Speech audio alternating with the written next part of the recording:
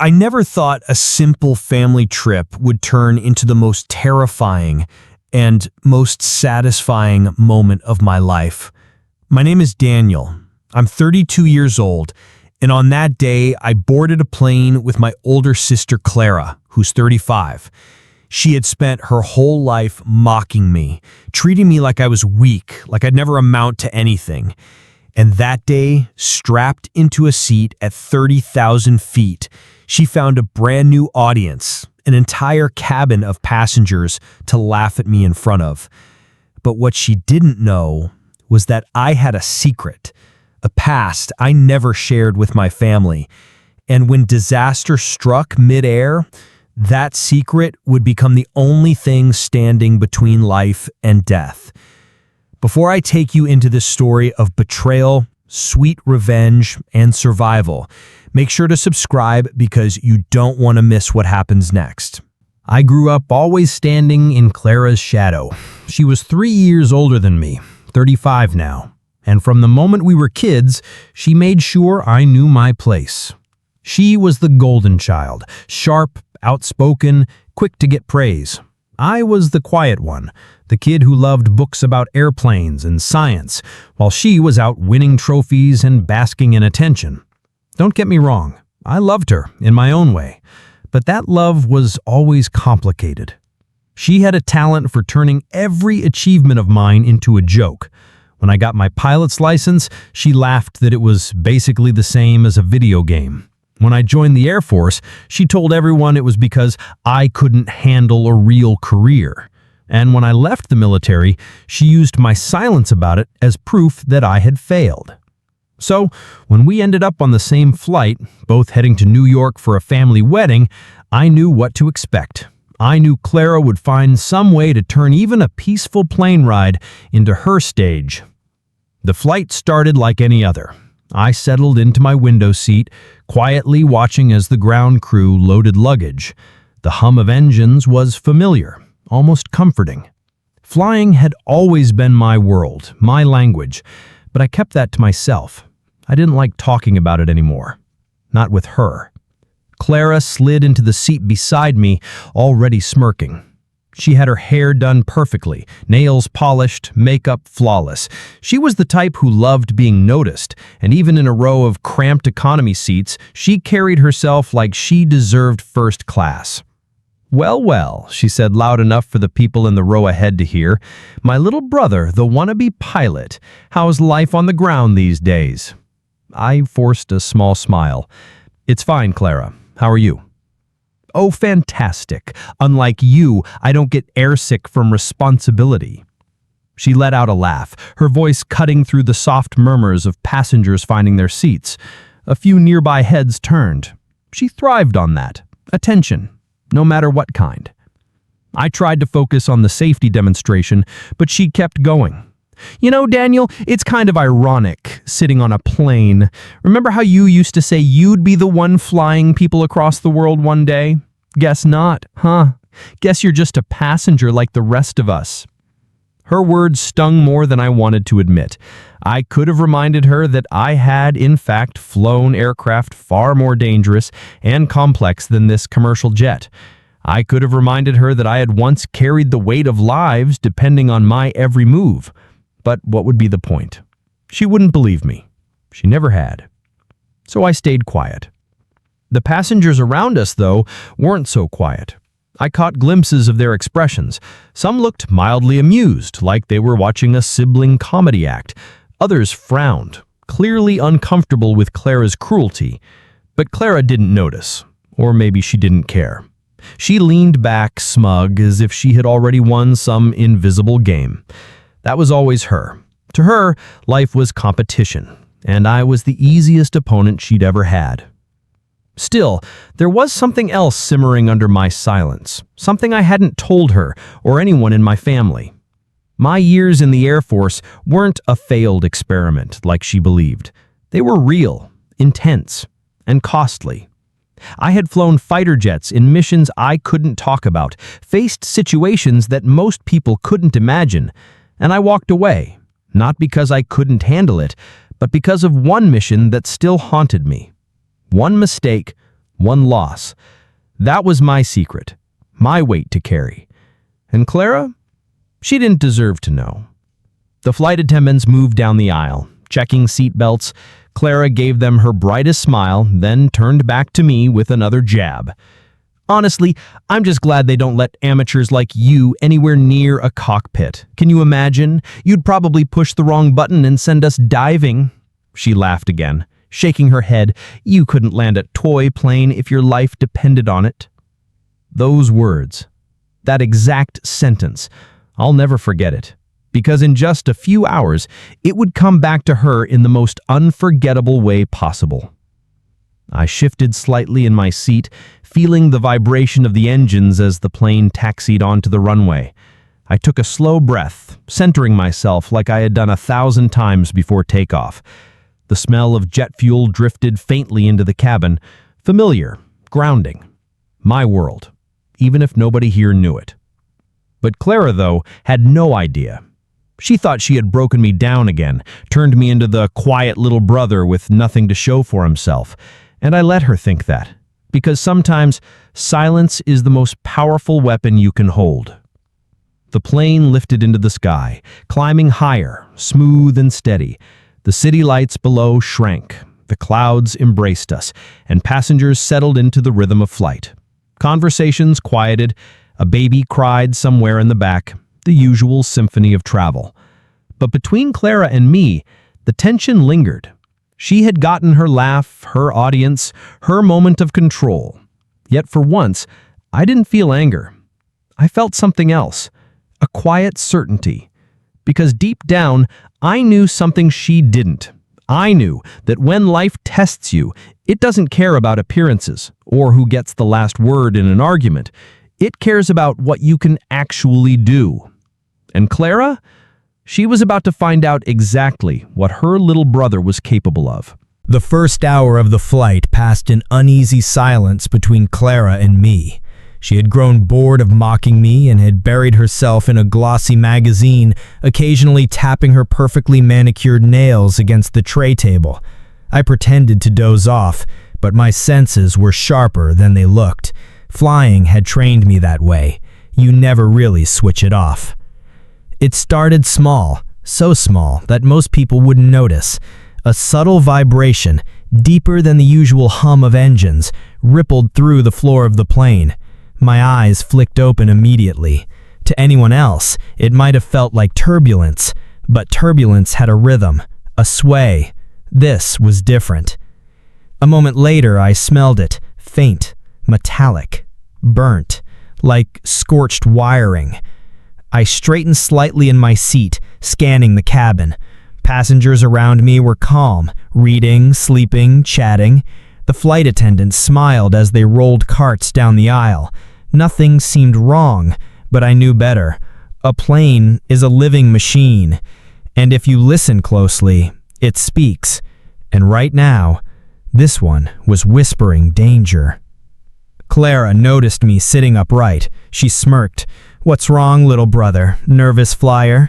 Don't tell me the wannabe pilot is scared of a little bump." I didn't answer. My eyes drifted toward the overhead vents. A faint haze, barely visible, hung in the air near the front rows. Most people wouldn't even notice, but I did. My stomach tightened. Something was overheating. I unbuckled my seatbelt slightly, leaning closer to the aisle to get a better look. My instincts screamed at me, pulling me back into memories I had buried. Fighter jets, warning lights, the acrid scent of burning electronics mid-flight, the first signs before chaos. The plane jolted suddenly, sharper this time. Passengers stirred, some looking around nervously. A baby started crying. I heard Clara's voice, dripping with sarcasm. "Relax, Daniel, it's just turbulence. Don't tell me you're about to panic. God, you're worse than I thought." Her words clawed at me, but I forced myself to stay focused. This wasn't about her. Not yet. This was about the plane. The intercom crackled. A calm, practiced voice filled the cabin. "Ladies and gentlemen, this is your captain speaking. We've hit a small patch of turbulence. Please remain seated with your seatbelts fastened. There's nothing to worry about." Nothing to worry about. but I could hear the strain behind his calm tone. Pilots learn to mask fear, but only another pilot can hear it, and I heard it loud and clear. The plane leveled again, but the smell grew stronger.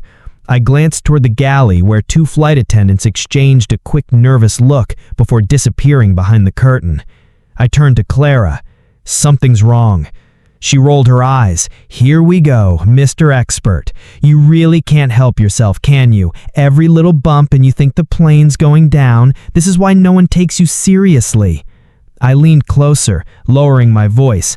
"I'm not joking. Do you smell that? That's electrical. Something is overheating." She laughed, loud enough for people around us to hear. "Listen to this guy. He watched a few YouTube documentaries and thinks he's Sully Sullenberger. Don't embarrass yourself, Daniel." A few passengers chuckled awkwardly. Others frowned at her cruelty. I clenched my jaw, forcing myself not to snap back. Not yet. The truth was, I didn't want to scare the passengers. Panic could spread faster than smoke, but I needed to be ready. Another jolt hit, this one harder, accompanied by a sound no passenger ever wants to hear, a muffled bang beneath the floor. Gasps filled the cabin, drink spilled. One of the overhead bins popped open and dropped a bag onto the aisle. The captain's voice returned, firmer this time.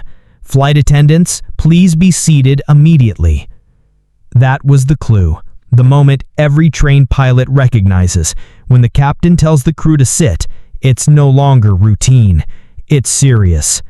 My pulse quickened. Memories surged. Missions where a single spark could mean disaster, where seconds separated life from death. I had been here before. Only this time, I wasn't in the cockpit. I was trapped in a passenger seat, helpless. Clara gripped the armrest, her smugness faltering for the first time. "What's that?" she whispered, her voice shaking slightly. I met her eyes, calm, steady, not turbulence. She scoffed, but I saw the flicker of fear in her expression. For once, she didn't have a comeback. The smell thickened. This time, passengers noticed. A murmur spread through the cabin. People shifted uncomfortably, craning their necks, whispering questions. The baby's cries grew louder, piercing the tense silence. I felt every muscle in my body coil, ready, but there was nothing I could do. Yet, I wasn't in control. Not until things got worse, and I knew they would. Another bang, louder, this time followed by a sharp lurch. The plane dipped suddenly, drawing screams from the cabin. My hands instinctively gripped the armrests, but my mind stayed cold, calculating. This wasn't random turbulence. This was failure. Beside me, Clara's face paled. She clutched the seatbelt, her nails digging into the fabric. Gone was the smirk, the smug tone. For once, she looked small. Passengers were panicking now, questions fired from every direction. "What's happening? Is something wrong? Why is it shaking like that?" The intercom clicked again, but this time, silence. No reassuring words, no calm voice, just static. And in that silence, I knew the truth. Something had gone terribly wrong up front. I turned to Clara, speaking quietly, firmly. "Listen to me. No matter what happens, stay calm. Don't move unless I tell you to. Understand?" She stared at me, wide-eyed. "Why are you acting like this? What do you know?" I looked straight ahead, my jaw set. "More than you think." And at 30,000 feet, with smoke beginning to seep from the front of the cabin, the first real wave of fear swept through the passengers. But for me, it was something else. A switch flipping back on. The old instincts waking up. I wasn't just Daniel, the quiet little brother. Not anymore. The fighter pilot in me was back. And this time, it wasn't just my life on the line. It was 300 souls. The cabin was no longer calm. The nervous murmurs had shifted into whispers of fear, sharp breaths, and the occasional muffled sob. The air was thicker now, laced with the acrid bite of overheated wiring. I could see it clearly, thin strands of smoke curling from the front, almost invisible if you weren't looking for it. But I was looking. Every sense in me screamed danger. The seatbelt sign blazed overhead, casting a dull red glow that only made the silence more suffocating. Clara fidgeted beside me, her hands gripping the armrests so tightly her knuckles turned white. She leaned toward me, her voice unsteady. "Daniel, what's happening?" I didn't answer right away. I studied the aisle, the attendants. They were strapped in, eyes darting toward the cockpit door. One of them whispered something to the other, their faces pale. That was all the confirmation I needed. Something was seriously wrong in that cockpit. "Daniel!" she hissed, louder this time, her fear breaking through her pride. "Why aren't they saying anything?" I turned to her, my voice low, calm, steady, the way it had been drilled into me through years of training. "Because they're trying to figure out if we're going to make it." She widened her eyes. "What? Don't say that. Don't joke like that." "I'm not joking." She froze, staring at me like she was seeing a stranger. For years, she had painted me as weak, incapable. But right now she saw something else in my eyes, something she had never recognized before. Discipline, control, the look of someone who had been here before. The plane shuddered violently, a sickening dip that sent trays crashing and passengers screaming. A man in the row across the aisle clutched the seat in front of him, muttering a prayer under his breath. A flight attendant shouted over the noise, "Please remain calm! Please stay seated!" But no one was calm. And then it happened. The cockpit door burst open. A flight attendant stumbled out, her face pale, panic breaking through her professional mask.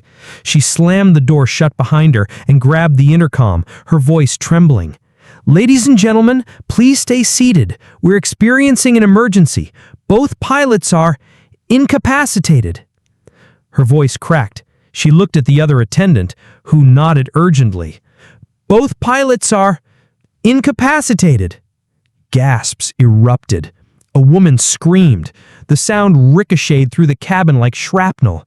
Clara's nails dug into my arm. "What does that mean, incapacitated?" "It means," I said quietly, "that we don't have anyone flying this plane." Her face drained of color. The magazine she had been reading earlier lay forgotten on the floor. The glossy pages crumpled beneath her heels. For once, Clara had no comeback, no clever jab, just raw, unfiltered fear.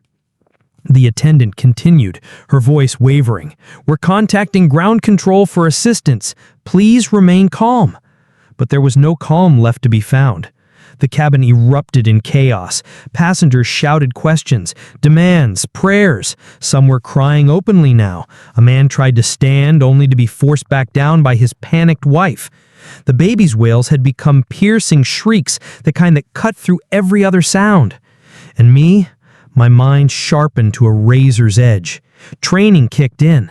I could almost feel the weight of the oxygen mask I once wore in the cockpit, the pressure of the stick in my hand.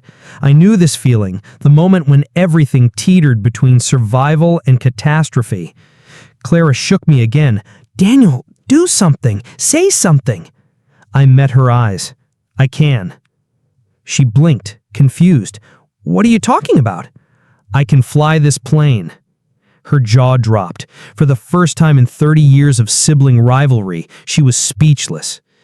The attendant moved down the aisle, speaking to passengers, trying to keep order. I unbuckled my seatbelt. Clara grabbed my wrist. "Wait, what are you doing? You can't— Daniel, don't be ridiculous. This isn't one of your video games." Her words, the same words she had used earlier, echoed in my ears, but they didn't sting anymore. They fueled me. I leaned closer to her, my voice cold, steady. "This isn't a game, and if I don't step in, we're all going to die." She froze, her mouth opening and closing but no words coming out. I stepped into the aisle, my legs steady despite the slight tilt of the aircraft. All eyes were on me now, dozens of terrified strangers clinging to the hope that someone, anyone knew what to do. I walked toward the front, each step heavy with the weight of 300 lives. The smoke was thicker here, creeping from the seams of the cockpit door. The attendant saw me approaching and raised her hand. "Sir, please, sit down. We need everyone calm." "I can help," I said firmly. Her brow furrowed. "Sir, I need you to remain seated." I shook my head. "Listen to me. I flew F-16s for the Air Force. I have thousands of hours in the sky. If both pilots are down, you need me. Right now." She blinked, stunned, her mouth parting as if to protest, but the desperation in her eyes betrayed her. She wanted to believe me. She needed to. Behind me, Clara's voice rang out, shrill and panicked.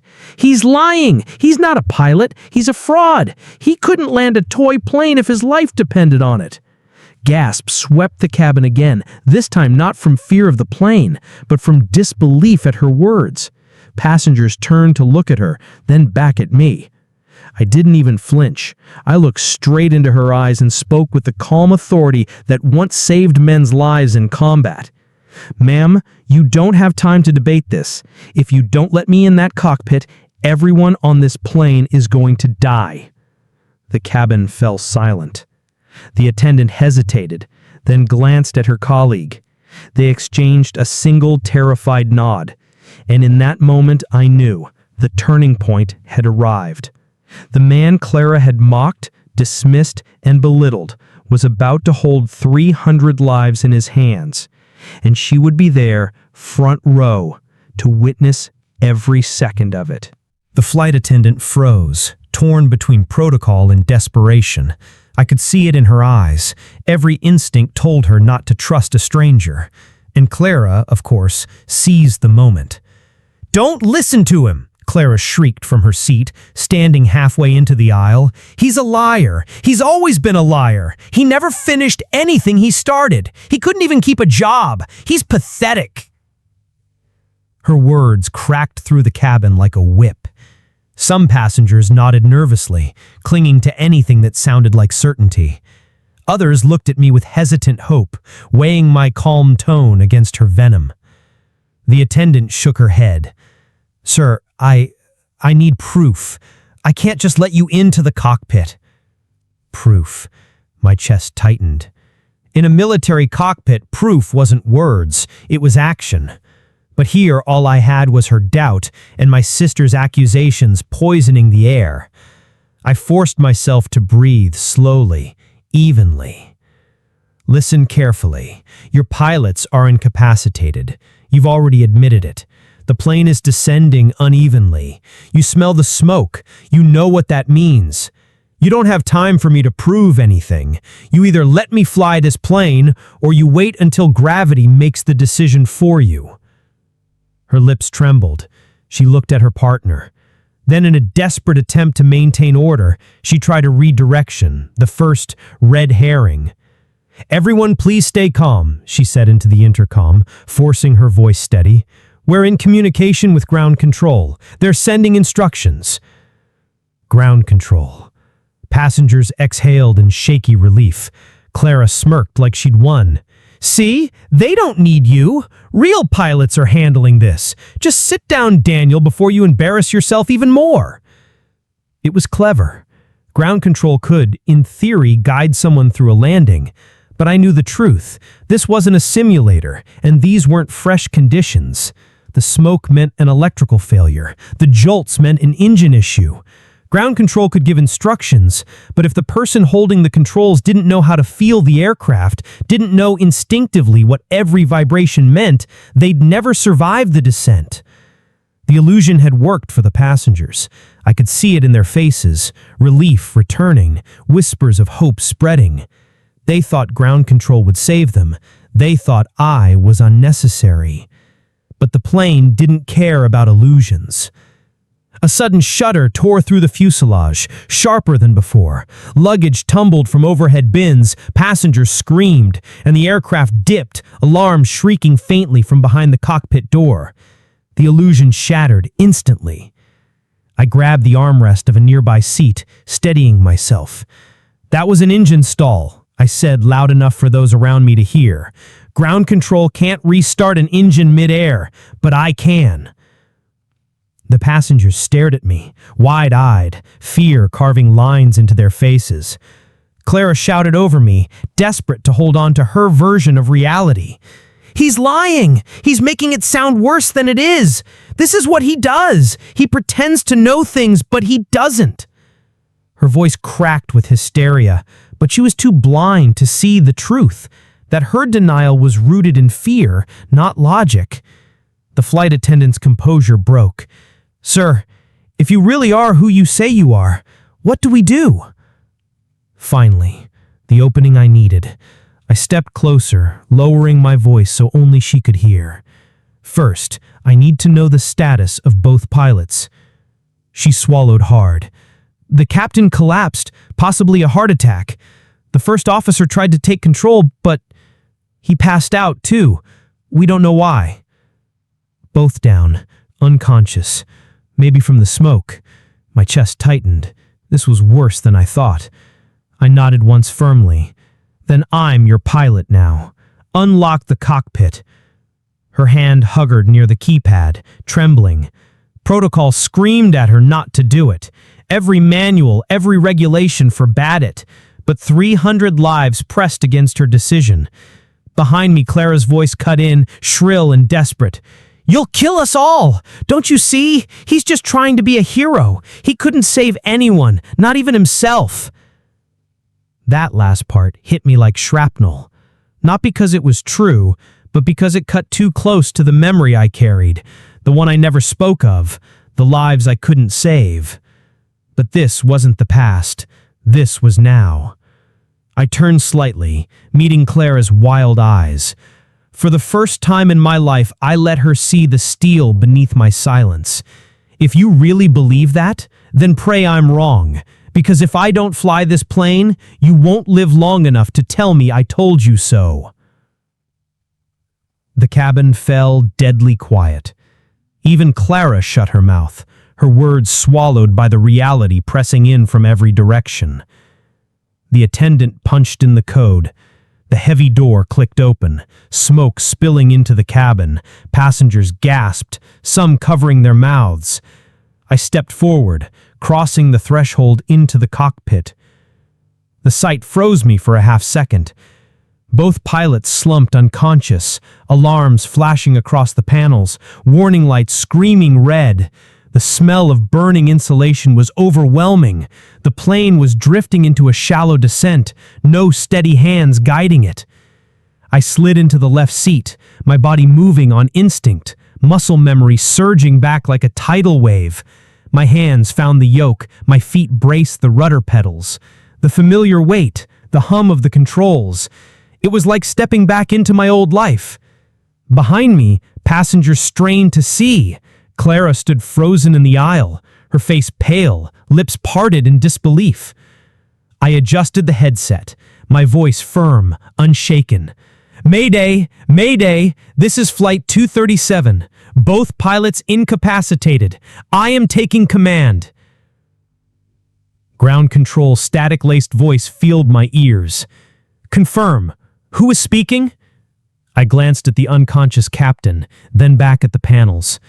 "This is Daniel Harris, former U.S. Air Force. I'm flying this plane." Silence on the line. Then a voice, steadier, sharper. "Copy, Daniel. We're with you. You're in command." And just like that, everything shifted. The red herring was gone. The false hope of ground control guiding amateurs evaporated. Now it was real. The weight of 300 souls sat on my shoulders, and in the back of my mind, one thought pulsed steady and sharp.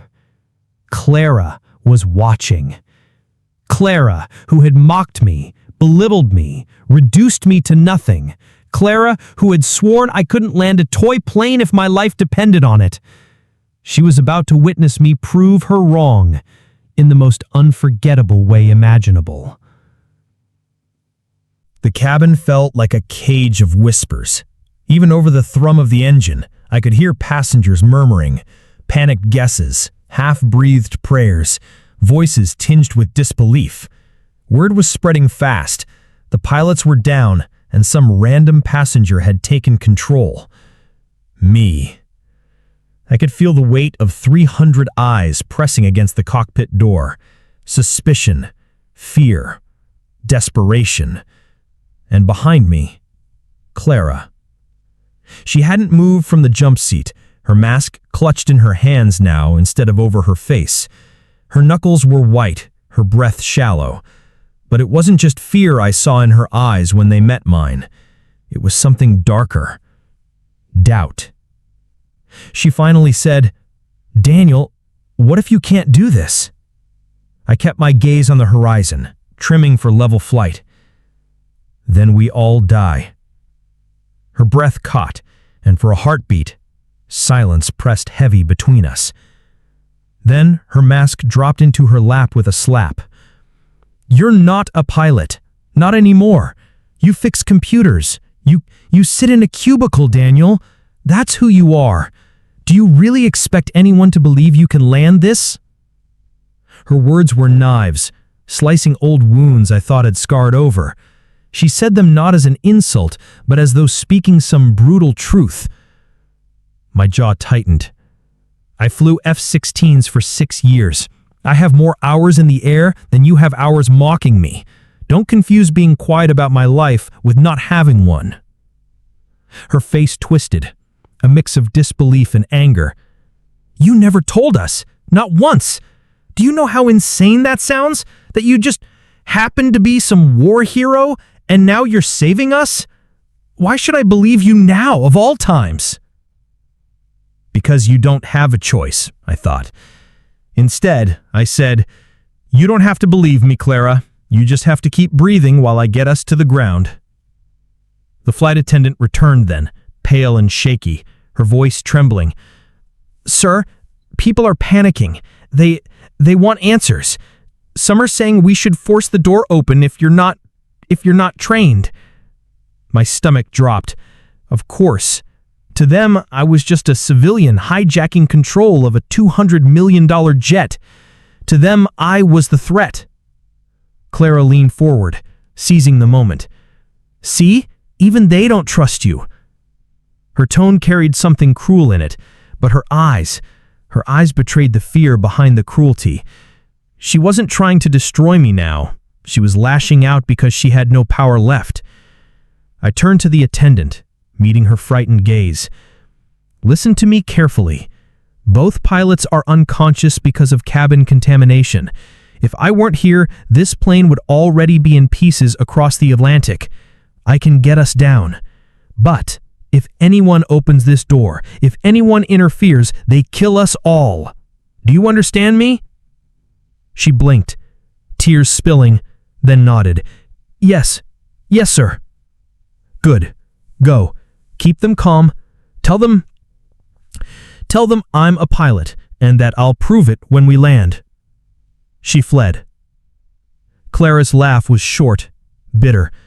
"You're lying to her. To all of them." I whipped around, my voice sharper than I intended. "I'm saving them. Every second you waste doubting me is a second closer to hitting the ground, so either shut up and trust me or pray I don't screw this up." Her mouth snapped shut, her eyes wide. For the first time in my life, I'd silenced her. The headset crackled. Ground control again.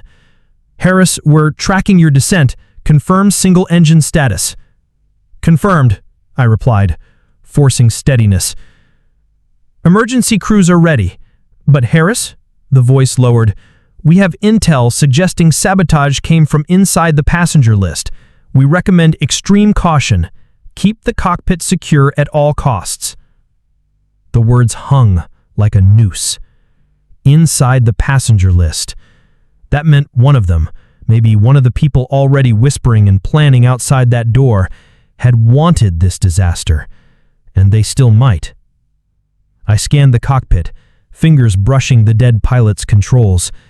They were out cold, faces slack, skin pale, poisoned, just like the systems had been crippled. This wasn't just about destruction. This was targeted. But why this flight? Why us? My gut twisted. Was this revenge aimed at me, or was I just collateral in a much bigger game? Daniel, Clara's voice broke through my storming thoughts. She was staring at the unconscious captain, her lip trembling. He's not moving. Is he? He's alive, I said quickly. But if I fail, he won't stay that way. She swallowed hard. For once, her arrogance was gone. All that was left was raw humanity. Her voice dropped to a whisper. I don't understand you. Why hide all of this? Why never tell us who you were? Because every time I looked at my family, I saw their smiles and thought of the ones I couldn't save. Because I didn't want pity or questions or reminders of the mission that haunted me every night. But I didn't say that. Not yet. Instead, I locked my eyes on hers and said, because I knew you wouldn't believe me. Just like you don't believe me now. Her lips parted, but no words came. For once, Clara Harris, my sister, my lifelong tormentor, had nothing left to say. And in that silence, I gripped the yoke tighter, fighting the failing systems, fighting gravity, fighting the doubt pressing in from every side. This was it. No more room for secrets. No more room for fear. I had 300 souls depending on me, including the one person I'd spent my whole life wishing would finally see me. The confrontation wasn't over, but the sky would decide who walked away from it. The altimeter wound down like a clock racing toward doom. 30,000 feet. 29. The hiss of failing hydraulics whispered through the cabin walls. Every groan of metal, a reminder that the plane was losing its fight. I gripped the yoke tighter, sweat sliding down my temple. This wasn't just flying anymore. It was survival with every second contested. Control, I said into the headset. I need vectors. We're bleeding altitude. Copy that, Harris. Diverting you to the nearest safe runway, Dublin International. Emergency crews are standing by. Dublin. I wasn't sure we'd make it that far. Behind me, Clara hovered in the jump seat, eyes darting between the instruments and my face. She was pale, trembling, but for once, silent. Then, as if some cruel hand twisted the knife, a thud echoed from the cabin door. Bang, bang. A voice shouted, muffled but insistent. Open up! He's not a pilot! He's lying! My stomach sank. The whispers had metastasized into full-blown mutiny. Clara's eyes widened. Daniel, what if they break in? They won't, I said, more firmly than I felt. This door was built after 9/11. Nothing short of explosives can get through it. But still, someone had planted the idea. Someone wanted to turn 300 terrified passengers into a weapon against me. The saboteur. I swallowed hard, running through possibilities. Who? Why? The thud came again, harder this time. A chorus of voices shouted through the door. And then, silence. I knew that silence. It wasn't relief, it was plotting. My eyes flicked to Clara. She was staring at me, lips pressed tight. They're going to come for you. For us, I corrected. We're all targets if this fails. The radio crackled. Ground control again. Harris, confirm cockpit security. We've received chatter about unrest in the cabin. I almost answered, but stopped. Chatter. How would ground control know what was happening inside unless they weren't who they claimed to be? I froze. The radio had been clear earlier, but now a faint distortion undercut the voice, like static or like something piggybacking on the frequency. Daniel? Clara's voice trembled. What's wrong? I lifted a hand to silence her, listening closer. Harris, the voice repeated, too calm, too steady. Confirm cockpit security. My gut twisted. This wasn't air traffic control. This was the saboteur feeding me false guidance. If I'd followed their vectors, they'd have steered me straight into open water. I flicked the comm switch to isolate. Nice try, I muttered under my breath. Clara frowned. What do you mean? I finally turned to her, my voice low, urgent. We're not just fighting physics. Someone out there is orchestrating this, maybe even on this plane. They want me to crash. They want us dead. Her face went pale. For once, I saw it. The collapse of her mockery, the walls of arrogance stripped bare, and in its place, the realization that her little brother was holding back a war she couldn't even comprehend. The plane shuddered violently, cutting off her reply. Warning alarm screamed, hydraulic failure, primary systems offline. I clenched my jaw. One engine down, hydraulics bleeding out. Flying this thing was like trying to thread a needle while riding a collapsing skyscraper. The trap came to me in that instant. If the saboteur was listening, if they had eyes and ears on this plane, then I could use that.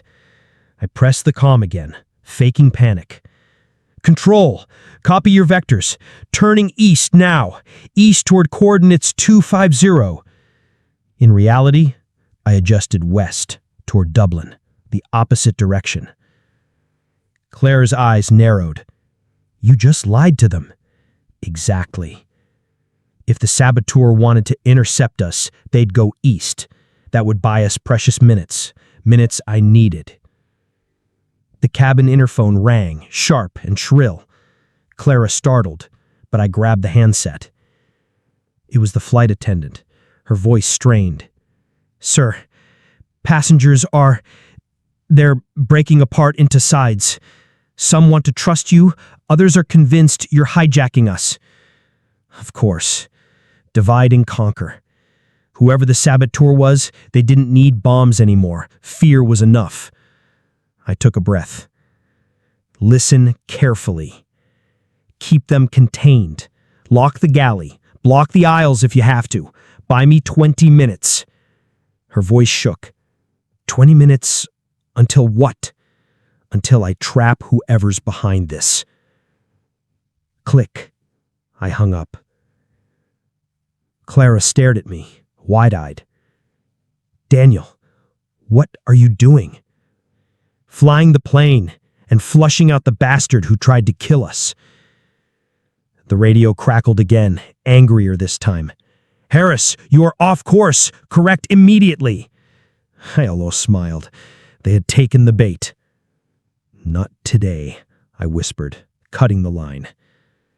The jet groaned beneath me, fighting every command, but I held steady, westward, towards salvation. Clara leaned closer, her voice trembling. If you get us down, I'll never doubt you again. I swear it. I glanced at her, meeting her eyes, and for the first time, I saw sincerity there. No mockery, no malice. Just a sister terrified of losing everything. I said nothing. Words could wait. Right now, survival couldn't. Outside, the Atlantic stretched endlessly, a dark abyss waiting to swallow us whole. Inside, alarms blared, the saboteur raged, and the weight of 300 souls pressed against my chest. But the trap was set. Now, it was a race against time to see who would break first. Me? The plane? Or the one who thought they could outfly a fighter pilot? The Atlantic stretched beneath us like an endless abyss, but the trap was set. Every decision, every lie I'd fed to the saboteur had led to this moment. They had believed I'd follow false vectors. They had believed they controlled the situation. They were wrong. The plane shuddered violently again, alarms screaming, but I had stabilized the controls for now, westward toward Dublin, engine whining, hydraulics bleeding. I could see the faint shimmer of the coastline in the distance, like a promise. And then the comm crackled.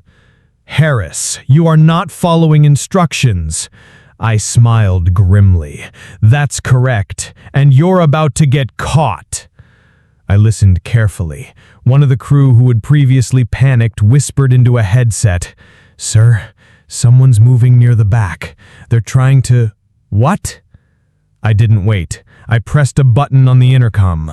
"Attention passengers, please stay seated. This is Daniel Harris, your pilot. We are in an emergency, and your cooperation is essential for everyone's safety. Anyone attempting to interfere will be restrained." Silence, then muffled shouts. Someone was arguing, caught off guard.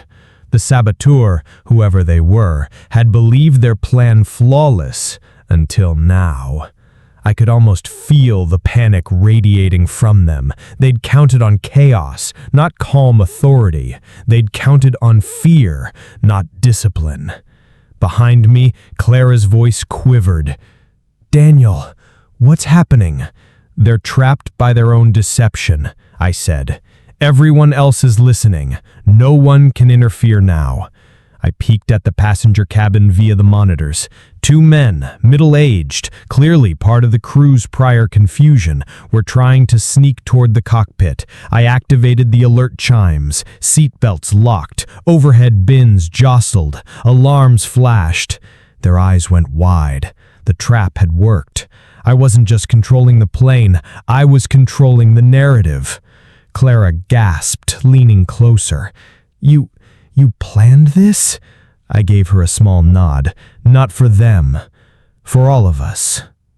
Time was razor thin. Dublin airspace approached. I adjusted flaps, throttled carefully, compensating for the failing hydraulics. Each movement precise, deliberate, measured. I could feel the weight of 300 souls riding with me, but instead of panicking, I focused. The saboteur had no idea what was coming. Their panic gave them away. I could see them through the side monitor, sweating, fumbling, realizing their control had crumbled. And then, finally, the moment of confrontation. I pressed the intercom button, my voice calm but authoritative. "To the saboteur, I know who you are. I know what you did. You're not going to succeed. Step back now, or you'll be detained upon landing. Everyone is watching." Muffled cursing, hurried shuffling, and then silence. Passengers looked around, confusion and dawning understanding mixing on every face. Whispers spread. "He's telling the truth. He is in command. He is saving us." Clara's hand gripped mine. You're incredible," she whispered. I didn't reply. Not yet. There was still work to do. The runway lights appeared below, shimmering through the haze of altitude and exhaustion. Dublin International. Emergency crews lining up, ready for the chaos that never came. I cut throttle, guided the plane into final approach. Every second, the failing engine protested. Every movement demanded absolute precision. The plane shuddered, groaned, tilting dangerously, but I held firm. Behind me, Clara exhaled audibly. "Daniel, you're really doing this?" "Yes," I muttered, teeth clenched. "We're landing." The runway grew closer, flaps adjusted, speed decreasing, nose aligned. The saboteur remained frozen near the cabin doors, realizing the trap had been complete. There was no escape from the truth. Touchdown. The landing gear hit with a bone-jarring thump. Brakes engaged, reverse thrust used cautiously, and slowly, agonizingly slowly, the plane slowed to a stop. Silence filled the cabin, then eruptions of cheers, tears, and applause. Passengers hugged, laughed, cried. The tension collapsed into relief. 300 lives saved, and one very smug older sister left staring at me, her mouth open, unable to speak. I exhaled, muscles trembling, and finally allowed myself a small smile. Clara finally found words. "Daniel, I can't believe it. You saved us. You saved everyone." Her arrogance had evaporated, replaced with awe and gratitude. The sister who had spent 35 years mocking me, underestimating me, belittling me, was now humbled. I looked at her, seeing the mixture of shame and newfound understanding. "Just don't ever doubt me again." She nodded, tears glistening. "I won't."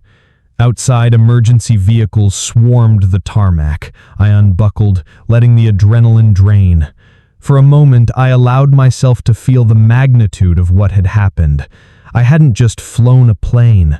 I had faced a hidden enemy, defied sabotage, and saved hundreds of lives.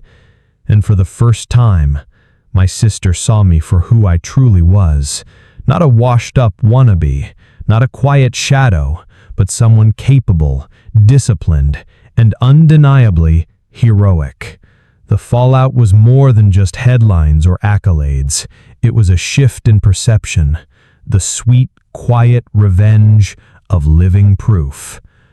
Clara squeezed my shoulder, whispering, "Thank you, Daniel." I let the weight of the word settle. It was more than thanks. It was acknowledgement, respect, and, in a strange way, closure. For the first time, we were on the same side, facing the aftermath of fear, chaos, and survival together. And as I stepped off the plane, still shaky but alive, I realized sometimes the sweetest revenge isn't in words or in pride. It's in saving lives and watching those who doubted you finally understand your worth. The chaos of the tarmac faded behind us as emergency crews swarmed the plane. Stretchers, hoses, flashlights. The scene buzzed with controlled urgency. Yet, somehow, amidst the blur, everything felt quieter. The storm had passed. The danger had ended. I unbuckled my harness, letting my shoulders slump. My body shook with exhaustion, adrenaline ebbing. But the clarity in my mind was sharper than it had ever been. 300 lives, every passenger, every crew member, every single one of them, safe. And finally, Clara. She approached slowly, hesitant, her eyes scanning me as though trying to find the Daniel she thought she knew, the one that she had mocked all her life, and reconciling it with the man who had just saved hundreds. Her sharp tongue had vanished, replaced with something raw and vulnerable. She began, voice catching. She swallowed hard, biting her lip. "I don't even know what to say. You've proven me wrong, Daniel. Completely wrong." I exhaled slowly, letting her words sink in. "It's done, Clara. You don't have to say anything. Just understand this. I never needed you to believe in me, but now you do, and you finally do." Tears brimmed in her eyes. I've spent my whole life thinking I knew you. I thought I understood you. And I just didn't. Not even close. I was cruel. I was blind. You saved all of us, Daniel, including me.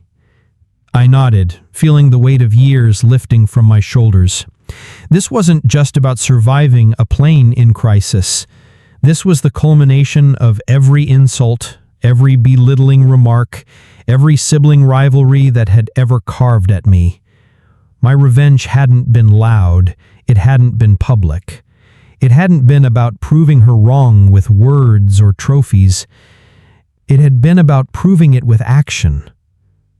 Clara's hand found mine, hesitant at first, then firmer. I respect you. I finally do. And I'm sorry for everything. I allowed myself a small smile when I hadn't shared with anyone in years. Thank you, Clara. That means more than you know. As we moved down the aisle of the plane, passengers clapped, some crying, some shaking our hands. Their gratitude was palpable, filling the cabin with warmth that contrasted the cold fear we'd endured minutes before. Children looked up at me with wide eyes, awe in their expressions, while adults nodded silently, reverence in their gazes. And yet my mind wasn't on praise, it was on perspective. The secret I had carried for so long, my past as a fighter pilot, the missions, the trauma, it had shaped me, yes, but it hadn't defined me. The life I lived quietly, the work I did, the restraint I exercised, all of that had prepared me for this moment. Clara leaned toward me again. Daniel, do you realize what you just did? You didn't just save lives. You made me see who you really are. Not just my little brother, but someone extraordinary. I let that settle.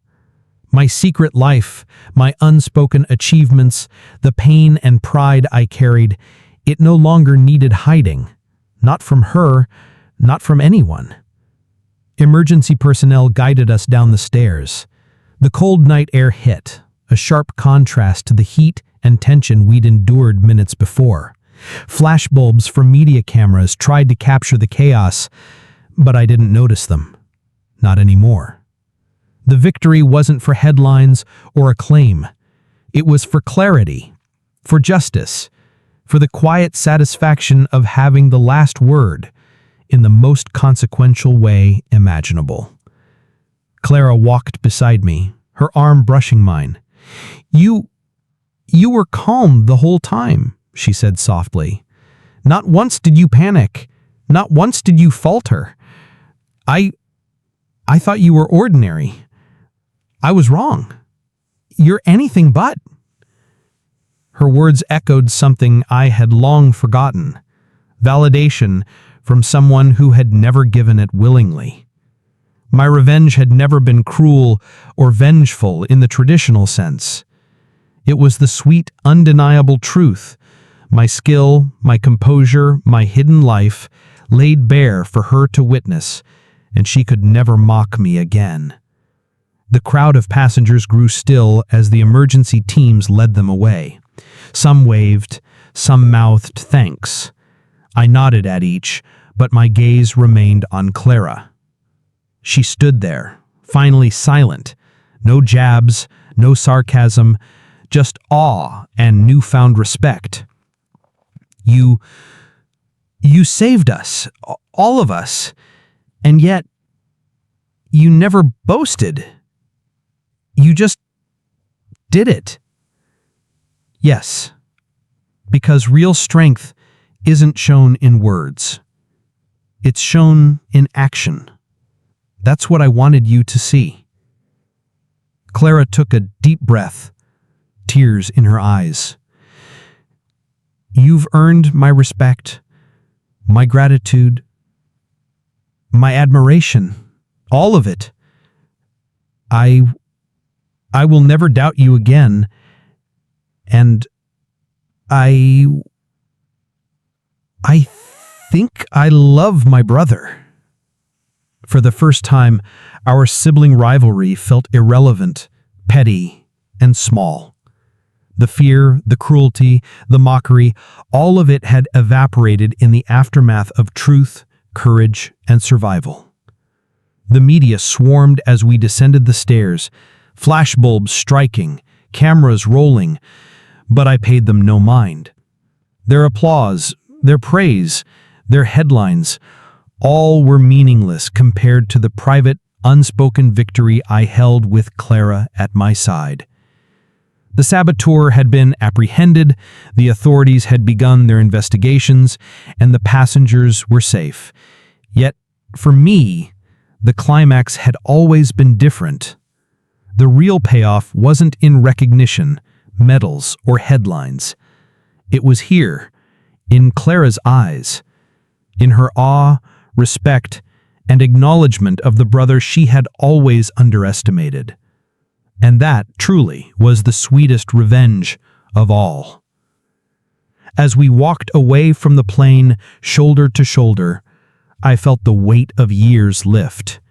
No longer the mocked younger brother, no longer the quiet, invisible one.